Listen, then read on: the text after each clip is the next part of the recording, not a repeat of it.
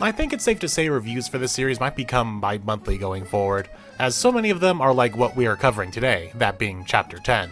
Which, while yes, wraps up the 3-part festival arc involving trying to get Aika to get along with everyone, was just mostly a lot of fluff. At least with 2 chapters to cover, there's more of a chance of something to happen that's worth talking about. But if one chapter does have a lot going on, like plot-wise, then it may be worth covering. Let's just say it'll be chapter by chapter basis.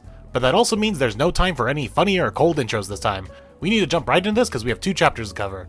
I'm Moonlight150, and this is my double overview of the latest 2 chapters of I Can't Choose a Childhood Friend, and that's exactly why I had no idea culture festivals could be this fun. Oh, look at that, the 2 titles work together as a whole sentence. How quaint. If you are someone who reads Japanese and wants to support this series, be sure to check out its official release. And for the rest of us non-Japanese reading folk, you can support the Scanlanders who bring us this series by reading them where they post them, as there are no other official language versions. Otherwise we wouldn't be able to read this fun series. So now, let's wrap up this festival arc. In case you need a refresher because it has been over 2 months, you and the group of 3 Karens are in a competition against the latest Karen nicknamed Aika to see who remains with you, and are using the school's cultural festival to determine a winner and see who will be outcast and forbidden from dating one another. You know, typical high school rom-com stuff, because nothing ever really gets that serious in these kind of stories. Just teen angst. After Galka interrupted her self-pity party in the previous chapter, Aika is now more determined than ever to prove herself. Though this conversation got way too serious for Galka's liking, and in a swing and a miss, Aika dodges out of the way of the hug, causing Galka to faceplant onto the ground. And while she has Galka down there, she delivers a pretty cold line, that her entire goal is to make the other Karens disappear, and to make sure she is the only Karen left. Which, in case you forgot, that was a whole part of the plot at one point. This is because of the splitting of the Karens. The ones not chosen by you are supposed to disappear. And now Aika here is acting upon that and trying to make it happen. Meanwhile, where Aika is threatening to basically murder the other Karens, Yu is back at the maid cafe worrying about missing Aika's performance. But luck is on his side as one of his classmates comes in and offers to take over his shift because he knows Aika is about to perform. A true bro moment if I've ever seen one. It's time for Aika's big performance, the one we've been building up for almost 3 chapters now. And here we see Aika inner monologuing about how, like all the other Karens, she doesn't remember much before being split. But that doesn't matter at the moment, as all she cares about is impressing Yu. Though she is unable to see him out in the crowd, but that doesn't matter because she knows he's out there supporting her and watching her.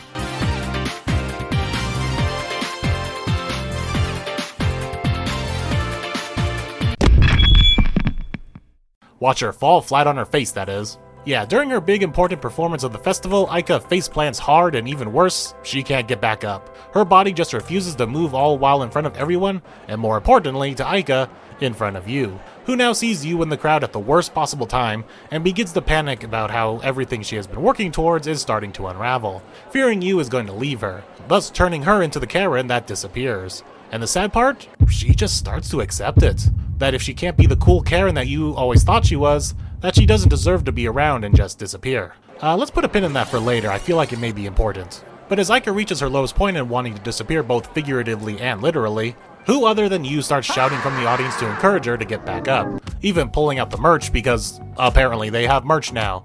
Yu even starts handing out glow sticks to everyone around him, and through his encouragement, starts getting the crowd to cheer her on, which is all the motivation Aika needs to finally get back up, and finally accepts that it's okay to be both cool and uncool.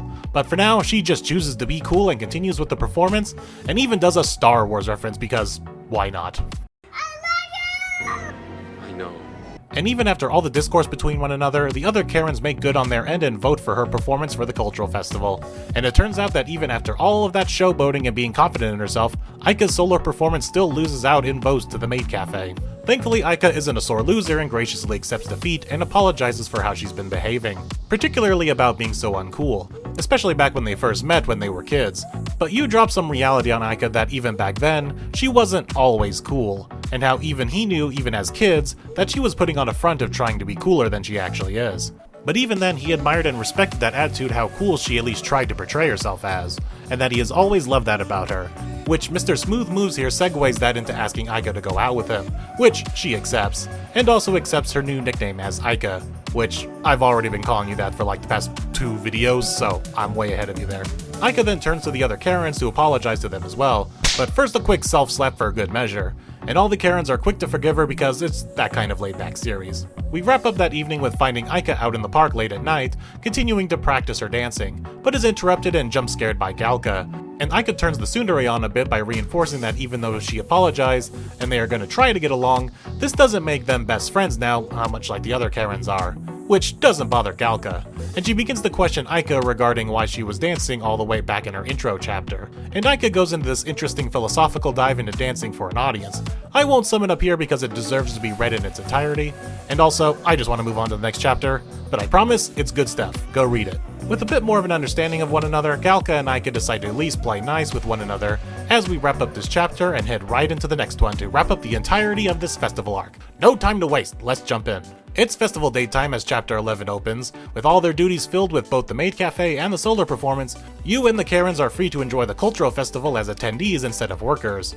But first a wardrobe change as Aika has been wearing nothing but her school uniform since we met her, which we learn seems to be the only thing she likes wearing, but she's outnumbered and is forced to change into civilian clothes. And it's lottery time for the Karens as they decide the order for their dates with you, and it just so happens to be the order that they were introduced in the series. How convenient. First up, Himika and her proper lady date of having a sit-down meal. Though because it is food made by a bunch of high schoolers pretending to be a restaurant, it's not exactly the most delectable food. In fact, in Himika's own words, it is quite just ordinary. So much like your standard theme park food, the head chef is probably the microwave. But the two of them can't seem to complain much because they are still enjoying themselves and their date, and suggesting that it's the atmosphere of their date making everything more enjoyable. Just the two of them enjoying this festival. To where then Himika offers you a bite of her food and for him to have a taste of her atmosphere. Yeah, I keep forgetting this series does get lewder than what I'm used to with the 100 Girlfriends. Because, whew, actually 100 Girlfriends has been kind of lewd recently too. But before wrapping up the date, Himika tricks you into a feeding selfie, which he is more than happy to partake in even if he finds it embarrassing. Next up is Galka and her date, and they're gonna be partaking in a roller coaster? They're building a roller coaster! Okay, I've read my good share of high school rom-coms and 98% of them have a cultural festival, but a roller coaster is definitely new. I'll give this series that. And it's run by the Physics Club? That thing does not obey the laws of physics at all. And no joke, it's a whole roller coaster made out of cardboard boxes. And it's got a loop and everything, and fits entirely in a single classroom. And in all the excitement, we see Galka cling pretty close to you during the whole thing, as evidence from the photo that got taken during the ride.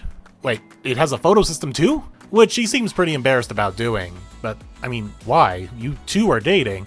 You're allowed to be close. This isn't like all those million other rom-coms where the two aren't dating yet. Next up we have Kumika, whose eyes catch a petting zoo that the Arts and Crafts Club is putting on, and after some time cuddling up to the plushies and it being time to leave, one of the club members lets them take one home. You know, between those classmates and the ones who took over for you at the maid cafe last chapter, everyone in the school seems pretty cool. Last but certainly not least, it's Aika's turn for her first proper date with you, who makes it a point not to do anything that the other Karens did for their dates, so they settle on the haunted house, where Yu has an interesting thought experiment, like how Kumiko was easily spooked, yet Galka was super into it. So what does that mean for someone like Karen Prime? But it's no time to ponder as Aika's pride takes over and says that she isn't scared of stuff like that. And right on cue, it turns out that she is actually easily scared. And with all 4 dates wrapped up in treasured memories taken with instant cameras, probably courtesy of Nano, it's time to wrap up this cultural festival date once and for all, so we can finally move on from this cliche. But as Yu ponders how happy he is with spending time with all the Karens, he is interrupted by the cultural festival not being done yet as the Karens put on a show and then all work together in the maid cafe. Was that part of the plan? I thought they were done, especially the performance part. Earl, was that part of the script? Okay, now finally the cultural festival is done, and everyone is on their way home from school, when Aika suddenly stops to thank you again for what he did in the previous chapter, for supporting her during her lowest and how glad she is to not be disappearing, even if in that moment she wanted to. And in that instant, Aika decides to drop the lore bomb we have been waiting for multiple chapters, that the Karens split up because they were meant to disappear, which, no surprise, takes everyone by shock, especially you. You! Yes? As he asked the other Karens if they knew about that as well, but it seems they didn't, or at least they didn't want to admit the idea did pop into their head. When suddenly we get greeted by the charm that we haven't seen in who knows how long. Actually, I don't know how long. It's been so many months and so many chapters. At least before Kumika, because she didn't recognize him either. So easily like half the chapter so far, he just upped and disappeared. But now he's brought himself back and has a name this time instead of just the charm. It's Tsukomogami. And Tsukomogami here decides to now drop some further lore bombs on us. Ah, finally something I can dig my teeth into. Yeah, boy. As we know, Karen had her own Tsukumogami and made a wish on it, much like you did when he wished to see Karen again, as we saw at the beginning of the series. And it turns out her wish was granted as well. And what was that wish? It seems like it was lost as all the Karens got separated, and we are now confirming that all of the Karens don't have much memory from before the split. Just bits and pieces, or I guess whatever is convenient for the plot, like in regards to Kumika's flashbacks. And because of that extraordinary situation that you and the Karens find themselves in, reflects the intensity of Karen's wish. Tsukumogami then confirms that as more Karens gather, the more they will remember. But Tsukumogami warns that because of how strong her wish was, it might not be a good sign to dig so deep into Karen's past. But Izu reaffirms that he will love all sides of Karen no matter what, and that he is now on a quest to reconcile Karen's wish, whatever that may be. The Karens do briefly consider trying to talk Yu out of tackling the situation of figuring out their own past, but realize it's pointless because he's one of those relentless main character types who won't be convinced otherwise. And we leave this chapter with that plot rearing its head, and now looming over the characters as more Karens lie in wait. At long last we got some plot and lore to talk about instead of cutesy fluff like the past, 4 chapters or so have been? Time to sink my teeth in. And boy do I think something really is looming for us later in this series. So we knew going in about the whole wish situation between Yu and Karen from the first chapter, but we all assumed it was mostly Yu's wishing that brought the situation upon them, but it never explained why Karen was split into different sides of her personality. Well, now we got our first clue about that. That part is most likely stemming from Karen's wish. Oh, how do I explain this? It's like the phrase when an unstoppable force meets an immovable object. Two powerful forces clashed with one another, hence Tsukumogami calling this an extraordinary situation, something he has never seen before, because those two wished so hard but they clearly were interfering with one another. What's my take? Well, I'm glad you ask. Hold on to your butts and fair warning because we're about to dip our toes into some dark subject matter. It's speculation time. I think the series is about to trick us with fluffy rom-com on the outside, with harsh reality on the inside. I believe we will eventually find out that Karen was miserable, depressed, full of self-loathing, and possibly even borderline suicidal in between the time of meeting you, when they were kids, to now. And that was her wish. She wanted to disappear, or at the very least, shed the parts of herself that she hated, her apathy, her meekness, and every other negative quirk the Karens have shown off thus far. But that's where Yu's wish came in. Though Karen wished hard to disappear from this world, or at least get rid of the parts of herself that she hated, Yu's wish was equally as strong to see Karen again in her complete form. So as these two conflicting wishes clashed, it landed on the situation we have now, Karen being split up as per her wish, but for Karen and Yu to meet again as per Yu's wish. But with a condition that whatever part Yu doesn't accept will disappear like Karen wanted. The reason why I believe this to be Karen's wish is scattered throughout the introductions of each Karen, especially with Kumika and Aika. Remember that pin I put in the first half of this video? Well, let's bring that back. When Aika fell during that performance and the self-loathing came back in full force, saying that she doesn't have the right to be here and that she should disappear. Or in Kumika's backstory and how she hated how she was and wanted to change but couldn't until Yu came along and helped. These all feel like glimpses into what Karen Prime probably felt like on the regular. Hence Tsukumogami saying that the wish she made was not a good one. And that's where I see this series going and will be the ultimate message of the story. It will be the story of Karen learning to love herself and work through her personal problems of self-loathing, with Yu helping her realize that she is great just the way she is.